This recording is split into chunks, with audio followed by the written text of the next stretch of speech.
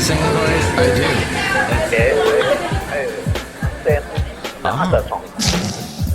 Mike's Daily Podcast. Episode 972. Hello, it is Mike Matthews broadcasting from Cafe Anyway, located somewhere in Podcastro Valley, Mont. Today, we have Kevin with us. Hey, thanks for having me. Thank you. It's part 2 of my 3-part chat with the lovely Alabama singer-songwriter Donica-Knight, singers. And then we hear from Benita, the Disgruntled Fiddle Player. Mike's Daily Podcast. And the Brewmaster stopping by. I usually say some joke about Slayer. Mike's Daily Podcast. But that was some band. I'm in a grumpy mood, even though it's Friday and almost Thanksgiving. It's not because I have to get up early to make a living. It has to do with that I ate a bunch of food yesterday that was diet killing. And I hope to survive past my birthday, God willing. Hey, it looks like Kevin is here today, so that'll make it even better. Mike's Daily Podcast. I never, ever wear a sweater this time of year. Mike's even though it's allowed. Daily I hate sweaters. Podcast. Please give me a crappy Christmas sweater. Yeah! Everybody's got crappy Christmas sweaters this time of year, and they wear them at the office parties, and it's fun. I want to fit in. Sweaters are amazing. What are you talking about? What's your kind of favorite sweater? I'm a hoodie kind of guy. You're in a hoodie today. Yeah, it's the best. You look all gangsta, like you're going to go throw down and say, I was hanging out in Fremont and people were going, Kevin! I kind of look like, remember what Aaron Paul looked like in the first couple episodes of Breaking Bad? Oh. Like a gangstered out white guy. Yeah. Yeah, I kind of feel like that, but just like twice as big as Aaron Paul. But instead of meth, we have beer. Yes. Beer here at Cafe Anyway. I almost said the K Santa Fe Cafe. That's still stuck in my brain. Cafe Anyway, where we have to... What sort of beer is that? This is Bitter American. It's a really good, nice, bitter, it's a nice, bitter water, honestly, is what it is. Why is it water, Kevin? The brewery I work at, we had a whole bunch of beer cans left over. And we stopped making that beer because it didn't sell very well, and we found a much better recipe to make it. So we can't just, get a new beer. We can't put an old can, so we just took all the cans and ran them through the canning line and filled with carbonated water. So it actually worked perfectly. So now everyone has free carbonated water who works at the brewery for like the next 3 years. And so when you brought a whole crate, or whatever you call it, case, flat, yeah, of those into Salem Media... a Christian-owned station. It was sort of like, beer! Oh no! Get that out! And you were like, no, it's carbonated water. Yeah, I had a little bit of fun with the HR lady. I had to yank her chain a little bit because she's such a swell, fun gal. HR. HR, they're very specific about what you can and can't do. There's, rules. Yes. Yeah, absolutely. Do you think you could ever be an HR person? No, I don't. No. Just no. My outlook on life is better than that. It's just, I'm not that...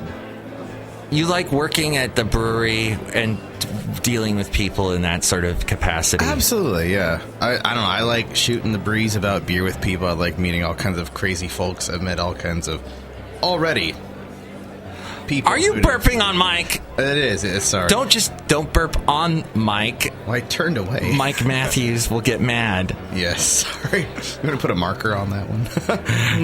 No, I'm not F8ing it. But I'm going to F8 real quick because usually on the show, quite a few episodes, as we say, during the week, Haley joins us. And so for this week, and Haley was all excited when I put this together. Okay. It's the Haley moment of the week. The Haley moment of the week. And so all these foreign press people are like, so what are you going to do about this horrible atrocity? Well, go ahead. Well, the first thing that we're gonna do is we are gonna stand by the French people. We are going to send them the finest American Twinkies. Then, our military is currently working flying around, wasting money. We will make sure that this ISIS, which the CIA created, Your hand gestures are so good right we now. will find the location where ISIS has their main base and bomb everything surrounding that area in a 3-mile radius and miss the base.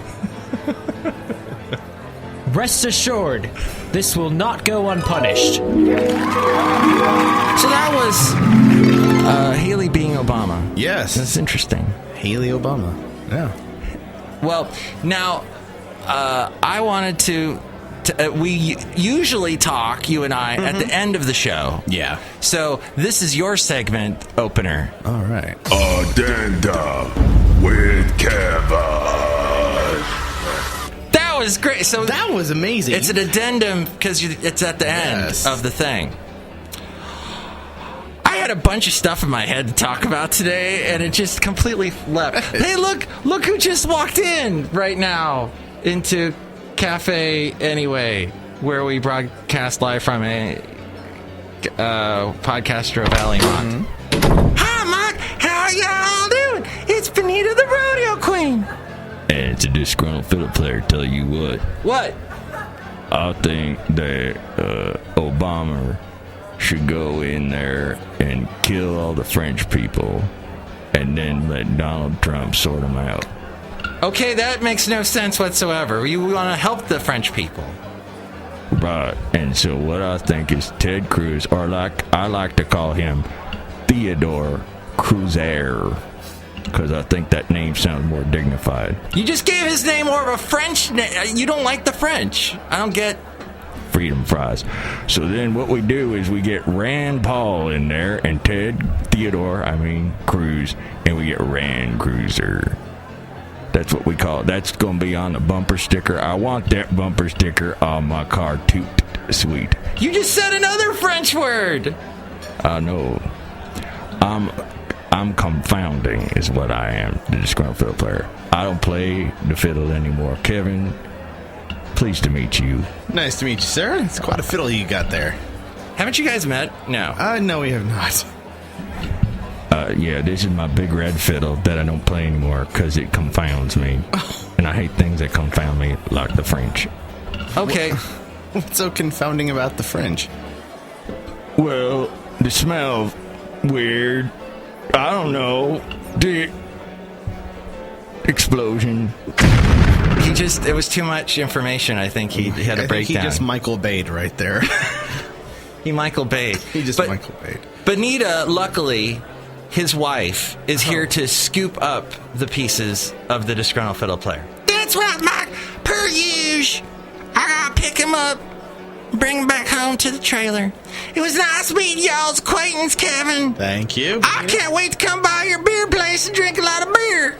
You're more than welcome to I'll be crack my open guest. a can right now and drink that. Mm-hmm. But I gotta scoop up my husband. Bye, all bye, husbands of wheat.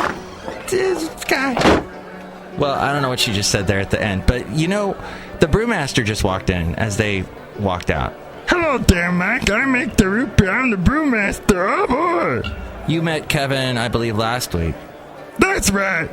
Nice to see you again, buddy. Because you told us you're from the country of, what was it? Canada. Yep. That's right, yeah. And do you think you could teach Kevin a few pointers about how to make beer? It's real simple. What you do is you get a bunch of oranges and kumquats and you boil them down. Then you dig a hole in the backyard, you pour that in the hole, bury it, and go buy some beer. All right. That's a great... Oh, what was that Jeff Foxworthy joke you told earlier about the... about how women fighting is like watching sharks fight or something? Yeah, if you come from a big Italian family like I do, and you've ever seen your mom and your aunts just go to town. They really fight, huh? Oh, man, it's insane. It's like the Discovery Channel or Animal Planet. Yeah, I mean, but Jeff Fox had once famously said, watching women fight from a distance, it's like being in a shark cage and watching the sharks go at it. Oh, as they're and you're in the cage and yeah, so you're sort of safely protected, but then every now and then some idiot brother-in-law of yours will go, you can't talk to my wife that way. And what that is basically swimming out of the shark tank or the cage. Why would you do that? Why would you get in the middle of this? What, do you have a death wish? It'll never be the same. You like a lot of comedians. Some of the comedians you've exposed me to include Artie Lang, Chris Hardwick.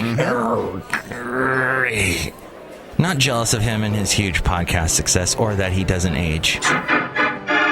Yeah. That is, how does he look younger than when he did Single Out? That doesn't happen. Yeah, and that in was my like 20 world. years ago. Yeah. Who watched Single Out? Did you? I did. Well, I was a really young tyke, though. I was probably like 10, 11, 12. Was it you were trying to learn different lessons about how to date women through that show? I think I kind of just eyeballed all the girls that would show up to the show, including Jenny McCarthy and then Carmen Electra. And yeah, they'd put on their finest skimpy outfits. Jenny McCarthy is showing concern that she did a show with Charlie Sheen, and Charlie Sheen is HIV positive. Yes, and she kissed him, which she's not happy about.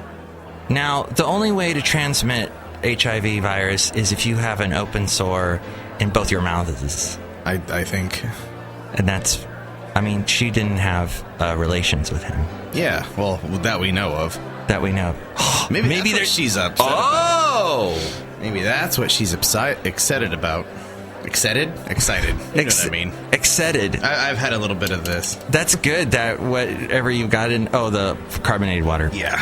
So this is where I plug really quickly my website, MIKEs-DAILY-PODCAST.com, where we have links to where to... If you're going to buy anything on Amazon, go to that Amazon link on MIKEs-DAILY-PODCAST.com, and Amazon kicks us like half of a cent for every $3,000 you spend. So that works out great for us. No. And then they won't give us a check until we make $100, which I think I've had this on for over 5 years and nothing. Then there is, links to where to listen to the show on all kinds of other places. And then, if you want to, there's PayPal if you want to donate to the cafe characters who are need mental, in the worst way, mental help. Can I donate beer? Yes, beer is good to cafe anyway. Okay. I can donate some 6-packs and a couple growlers. But I make the root beer for a cafe anyway. Well, I'm waiting for your kumquat beer you were talking about with oranges. Okay, I'll go down to the liquor store and buy some.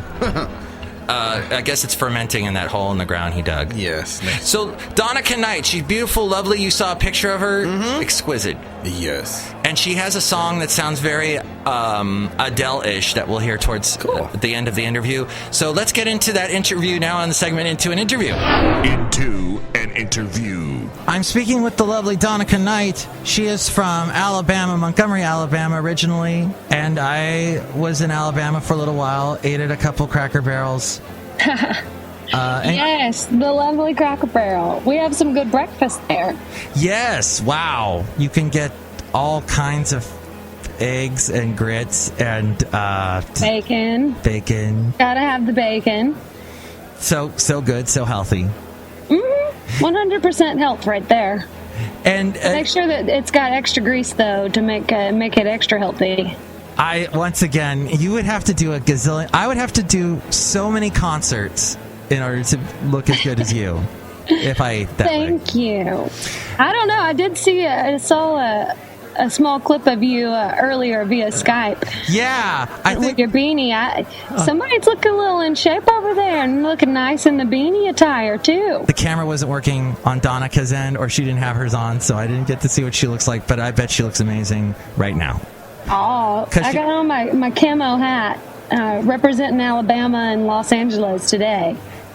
Everything is camo in Alabama. Well, and it's either orange or that other color. I know you're into the orange. I am. I'm definitely an orange and blue girl.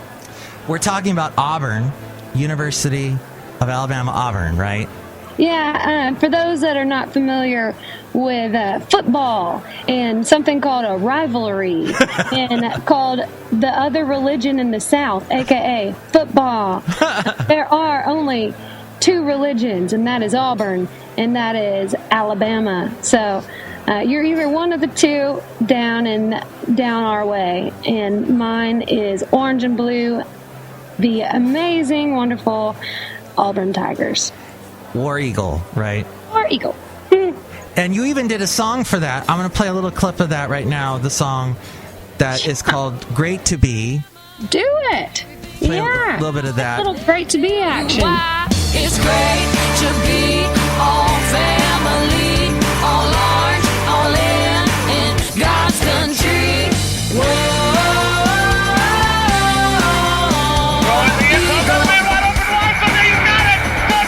Now, how did that song come about? Well, like I told you earlier, I was going to Auburn. I don't know if I told you I was at Auburn, but I was in college, which was at Auburn. And I decided to go pursue music, and I just loved it so much. I loved Auburn that it was an incredibly hard place to leave because I loved my friends. I was in a sorority. I loved the sports. And the thing that made sense to me would be to sing music about what I love, which is Auburn. And so that's where Great to Be came from. I wrote it with some guys in Nashville, and we recorded it, and got to the hands of the Auburn coaches and the Auburn athletic department. And they actually played the video and song at A-Day. And that was in April. That's when your football team scrimmages each other, and it gets your fans all pumped and getting ready for football season super early. And it had 140,000 hits within 3 days on YouTube, and it just kind of blew up real quick. And I was like, oh my gosh! And then they continued to play it at every home game that year, and it was the year that we won the national championship. So I think that Great to Be and this song was a little bit of a lucky charm for us, and that's what I'm choosing to believe. That, or it could have just been the amazing Cam Newton that was on our team at that year. That's right. And you had, in the video, you were wearing a football jersey. I was. It was actually the national championship jersey of Davis Hooper. And he's a good friend of mine, and his family are good friends of mine, and we went to school together, and so I wanted to rep Davis's jersey to represent hometown pride and friends, and of course Auburn. And you also have a connection to Ronnie Milsap. I do. When I first started doing music and going to Nashville, I was really, really lucky to have met a guy named Rob Galbraith, who is Ronnie Milsap's producer, and he produced all of Ronnie's hits. And Ronnie Milsap had 40 number one hits in the 80s, and Ronnie just... Wow. Yeah, I had no idea how big of an artist he was. Smoky Mountain Rain keeps on falling. There's a stranger in my house. Yeah. And any day now, love will see me go. Yeah, in the still of the night. Yeah. But I did. I was with Rob, and I was writing up in Nashville, and I wrote a song called "Gotta Love a Girl," and it was a sarcastic song. It said, "You gotta love a girl 'cause we're so fun to look at. We talk about you behind your back, and you don't care 'cause we smell so good." And I like this song. I made Ronnie laugh because he's blind, and how he identifies with women is through scents. Yeah. And sounds, and so he liked my voice, and he wanted to record that song as a duet with me, and fortunately we recorded that song and another one, and that was my first time ever having a song that I've written recorded by somebody else, and it happened to be the amazing and one-of-a-kind Ronnie Milsap. That is fantastic. Yeah. What a legend. And you've opened for some amazing people. What are some of the more interesting people, memorable people you've opened for? Well, I think it's pretty interesting that I've opened up for Skid Row before. Skid Row? So that's rock. And then... Remember yesterday? Sorry, I'm just singing songs. Hey, I like it. And 18 in life. Skid Row, and then jump to a totally different type of person, maybe Jamie Johnson or Kelly Pickler or Scotty McCreery. Wow. And I've been very lucky to open up for Little River Band and Leonard Skinner and Jake Owen, Luke Bryan, the band Perry. Just a bunch of different people. I've been very blessed throughout my life and my career, and I continue to look forward to what's happening next. And your music has turned up in some interesting places too, like movies and commercials. Yeah, it has. You know, you got to pay your bills in certain ways, and it's. I was really lucky that I had a couple of people ask me to write them jingles. So, because I am a writer, I was able to do that. And then also, I had a friend of mine contact me and ask me to sing one of their songs for a horror film. Because sometimes I can get a creepy tone out of my voice, kind of Janis Joplin-y. So I got to tap into my creepy side and sing a horror song called "You Got Me," and it's about like vampire seduction, and it was really fun to do. And turns out that song that I sang ended up landing my friend the job to create the entire soundtrack for that film. And then I've had a couple of song placements in a couple of films myself that I've written. One called Alabama Dirt. And I had an acting role in it as well. Whoa! I acted as myself, and I got to sing. I have to see this movie. Yeah, it comes out next year, so it's not out yet. But I'm looking forward to seeing it. It has Tracy Lawrence in it, and there's some amazing actors and actresses that are in this film. That was in my home state and a place where you resided for a little bit of time. So yeah, it was in L.A., Alabama, meaning Lower Alabama. Is that how we? So then I was in Upper Alabama. You're in Upper Alabama. Ah, okay. Now Lower Alabama has L.A. and you've got like towards the bottom. It's the tropical. The beaches. The beaches and everything. We got white sand and beaches, and where you are in the Upper Alabama, we got some mountains and. It's a very blessed state like California. California, y'all are this is beautiful out here. I love it. You got beautiful mountains, and you got the beaches, and you got palm trees, and it's very warm here, and it's very beautiful. And you're in Glendale right now. And I was talking to someone who was visiting from Florida, I think, and they couldn't understand the whole buy bags in the grocery store thing. But what's interesting is even when I lived in Alabama, which was 2008 to 2009, or 2007 to 2009, I had bought, before I left California, a bunch of reusable shopping bags. Yeah, and so you didn't have to use them, huh? I ended up using them quite a bit in the stores in Alabama, and people would be looking at me like, "What are you doing?" You're before your time. Now we have a couple of bags, but I've never seen anybody bring them in and use them in Alabama. Because I mean, like when we do the trash, like when we get the plastic bags or paper bags, we use them as trash bags and stuff. Right. Yeah, that's true. That's what I did too. So that's the big argument I hear. People go, well, now we don't get the free bags that we can use for the trash. Well, then I guess Glad gets all the money. That's true. That is very true. We gotta support Glad because they make us glad. Da da da. And you'll be doing a jingle for them. Tell me about the songwriting process, though. Not necessarily jingles, but like when you write your songs, like we heard last time, Love Ain't a Prize. And today I'm going to play You Make It Beautiful. What's the songwriting process like?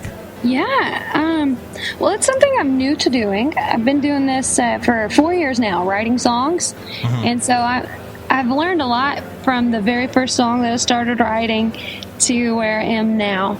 And sometimes I just have things that I got to get off my chest. And there's things that are in my brain that I just got to get them out and put it on paper. So, like last night, I was writing a song with my producer, Jim Huff, that I wrote Love Ain't a Prize with, and this whole EP that's coming out next year, Can't Buy a Southern Girl. And I've had this song idea for a year in my brain, and I kind of like things to simmer some to see if they stick, and if they're sticking, then that means I have to do it. Yeah. So it's different every time.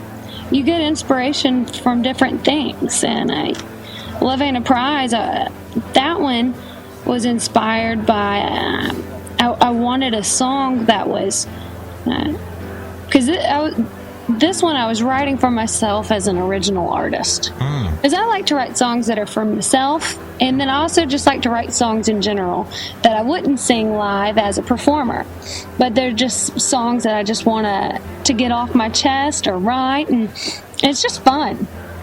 I like that, what you just said. If they're sticking in your head long enough, you have to write a song. You have to write it because it's just stuck. Because for some reason it's still in your head, and this one it's been in my mind for a year. Same with the only reason I ended up recording this whole EP in Los Angeles and writing with Jim Huff and working with Jim Huff was because we started a song 4 years ago called Stomp, and I never ever got it out of my head, and it was never to the point that I was proud of it, and it was always in my head, and I just said I got to get this done. Like it's haunting me. The song will haunt me until I finish it, and so finally finished. We finished Stomp, and before we tackled that one, we wanted to get several songs underneath our belt as writers together, so that Stomp could be exactly what it was that I was wanting and looking for, and interesting. And I'm just really proud of it and how it turned out. And Stomp, that puppy took a long time to write, and that'll be on your next album. Yeah, and when you write a song, like, you can always go back and change it and fix it, and that's something that I learned from Huff, is that it's kind of like a little science experiment.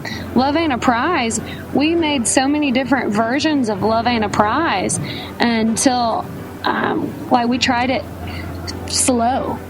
Really? Then we tried it fast. Then we tried it in different keys. Then we tried changing the melodies around, and until there was this one specific key, or this one specific tempo, or just one specific thing that stuck out that you're like, that's it, this is what it's supposed to be. So yeah, that's interesting, because I remember hearing the guys from AC/DC talking about writing the song Shook Me All Night Long. Oh, tell me about it. Love that song. And it was co-written with Shania Twain's ex-husband, Mutt Lange, who wrote many songs with her. Lucky dogs. I want to write with Mutt so freaking bad. Oh, Mutt, if you hear this, or any of y'all listening to this that knows Mutt, please tell him about me. Donica. Please. Donica wants to record with Mutt Lange, like, now. I want to now, like, just anytime. I can wait, but I prefer to do it now, because it's been on my mind and on my chest for quite some time now. But that is the one person in this industry that I want to write with. But I'm sorry, I want to know about Shook Me All Night Long. What did they say? And by the way, one more thing to Mutt Lange. Donica's way prettier than Shania. Bam! Bam. So yeah, that song... Originally, the verses went like, she was a sex machine, da-da-da-da-da-da. She kept her motor clean, da-da-da-da-da. So they put these big, long instrumental parts in between each line. And then Mutt was like, no, we got to do these faster. So that's when it became, she was a sex machine. She kept her motor clean. She was the best damn woman that she ever seen. So, at sightless eyes, telling me no lies. Knocking me out with those American thighs. Yep. Bing. Yeah, I bet you could. And a share. Okay.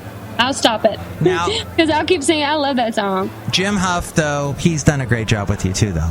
Yes. And you've done some amazing work with him. Yes, I'm so proud, and I'm one of those people that says when you're proud of something, and if something's working and it's not broken, don't try to fix it. So I'm very happy working with Jim, and I can't wait to see what we continue writing together, and to see what I can't wait for you to hear the songs that we have recorded that aren't out yet, and then I can't wait to just grow in my art and my music with such a influential and amazing writer and talent like Jim. Excellent. And so when will that album come out? Sometime next year, you said? Heck yeah, beginning of the year. Watch out, baby. And we're going to play this song, You Make It Beautiful, right now. And where can they find this one? Yeah, well, You Make It Beautiful was, it's not on this record. It was just a single that I released because we wanted to play 2 songs, and I'm holding back on my Can't Buy a Southern Girl album. You got to wait till next year to hear that one because I'm doing fun things like shooting videos and stuff like that. That's what she's doing in Glendale right now. Yes, but You Make It Beautiful was recorded in Nashville, and it's just a piano and vocal. It's a lovely song. I know that whenever I put it out, it definitely touched the heart of a lot of people, and they passed it around in rehabilitation centers, and then also I've had a lot of people play it at weddings because it's a love song. And it talks about how this other person makes your life beautiful. So, yeah, here you go. Here's You Make It Beautiful. Donica-Knight on Mike's Daily Podcast. Staring at you through the candlelight, your silhouette. The way you look tonight, I never ever will forget. My troubles disappear whenever you are here. It's like a little piece of heaven. You hold my hand and I can feel the sadness melt away. The way you touch me takes me to another time and place. It's supernatural when you're in control. It's like our love is made of magic. You make it all worth the while. When I'm caught in the middle of a hurricane, you come along and everything's okay. Here in the darkness, you light up my soul. You make it beautiful, and I'm lost in the storm, out in the pouring rain. Your arms around me, now I feel no pain. When everything's broken, your love is my home. You make it beautiful, beautiful, whoa, whoa, whoa, beautiful, whoa. My heart is beating fast, I'm feeling like it could explode. The weight of everything is crushing me, I'm losing hope. Just one look from you, suddenly I'm brand new. It's like nothing else matters. You make it all worth the while. When I'm caught in the middle of a hurricane, you come along and everything's okay. Here in the darkness, you light up my soul. You make it beautiful, and I'm lost in the storm, out in the pouring rain. Your arms around me, now I feel no pain. When everything's broken, your love is my home. You make it beautiful, beautiful, whoa, whoa, whoa, beautiful, whoa. When I run out of breath, you fill up my lungs. Going through hell, your water on my tongue. You never let me give up. You make it beautiful, whoa, whoa, whoa, beautiful, whoa. When I'm caught in the middle of a hurricane, you come along and everything's okay. Here in the darkness, you light up my soul. You make it beautiful, and I'm lost in the storm out in the pouring rain. Your arms around me and I feel no pain. Everything's broken, your love is my home. You make it beautiful, beautiful, wow, wow, wow, beautiful, wow, beautiful, wow, wow, wow, beautiful, wow. That's Donica-Knight! Yay! Spectacular. And next show, we'll have the finale of my Into an interview with her as we go outside a cafe anyway. We're bringing Mike's Daily Podcast somewhere in Podcaster Valley. And here's today's podcast picture. And the podcast picture was recently taken at Basil the Boxer. We were in the forest in Podcaster Valley, 5 Canyons. That was in Castro Valley? Yeah. I thought she had like went up to the redwoods or something. No. There are redwoods, though, not too far away from Podcaster Valley. Actually, like in Oakland, behind Oakland, sort of, in this area, there's redwoods. Really? There used to be a lot more redwoods all up in the East Bay. Isn't that strange? Yeah. I guess you learn something new every day. Fremont's more dry and flat and brown. Yeah, we butt up against the water, so... Yeah. But it's getting green again. Pot doesn't count. Alton Brown's story, go! Oh, yeah, okay, so... I want to say about 2 years ago, I decided I was going to... My sister is she's an amazing cook, by the way. Spectacular. She's really, really good at that. She studies baking, like she perfects the crumb of a cookie. She really, practice. She just tests batches so she can perfect the crumb to fat ratio. Oh my God, I want to be in your family. She's really good at it, and she's really good at cooking just about damn near anything. So I decided, and she idolizes Alton Brown, who kind of got her started, if you ever seen his show. He's brilliant because he doesn't necessarily just give you a recipe and tell you to go on. He shows you the technique and how to make it and, just like the real mechanics of cooking rather than just saying 2 of these, 3 of these, 7 of those, bake. So I said I was going to get her. When he decided that he was going to do his live theater tour, Alton Brown, I got her tickets. Third row from the front because I care. It's my only sister. That's such a nice... I splurged. I got the tickets, and it was a lot of fun. So I'm sitting there watching Alton Brown about 30, not even 30 feet away from me. Wow. Doing the show. Did he still have any hair left? A little. I don't know how he's holding on to what he's got on his head right there. I don't know. I wrecked that car. Me too. That car's long since been demolished and turned back into cans for your beer. There it is. So he announces that he wants, let's get some volunteers in the audience. And as much as I love being in radio, I don't like the spotlight when people can see me. Yeah. And so everyone around me immediately bolts their hands up. And I put my hand in and said, I'm just going to go ahead and put the hood up on my sweatshirt and, shrink in this chair.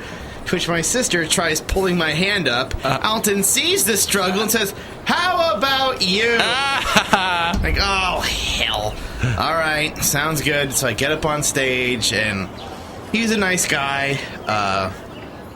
I could feel my legs shaking as I looked out over the San Jose Center for Performing Arts, and you see 9 gazillion eyes looking at you. Go, oh, jeez.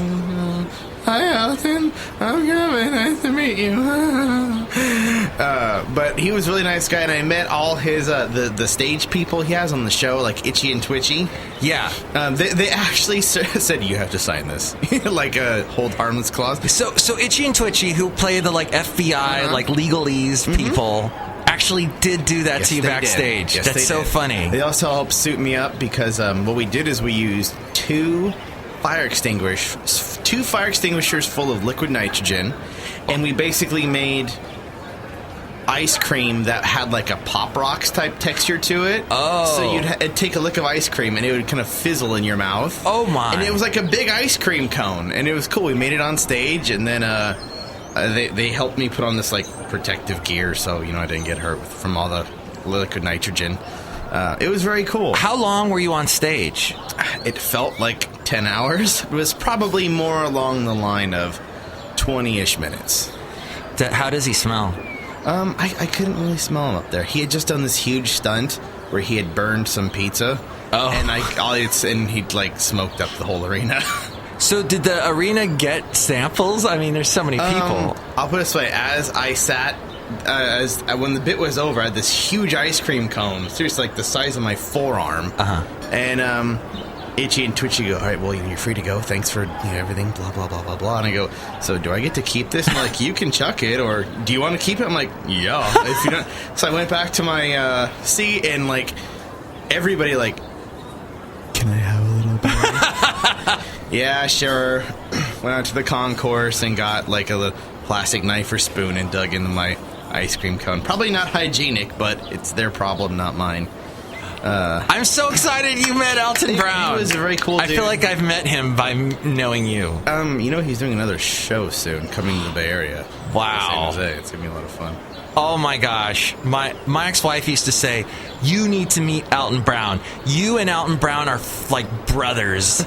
I'm like, no, we're not, because he's... Okay, we gotta wrap this up. We got things to do. So, thank you.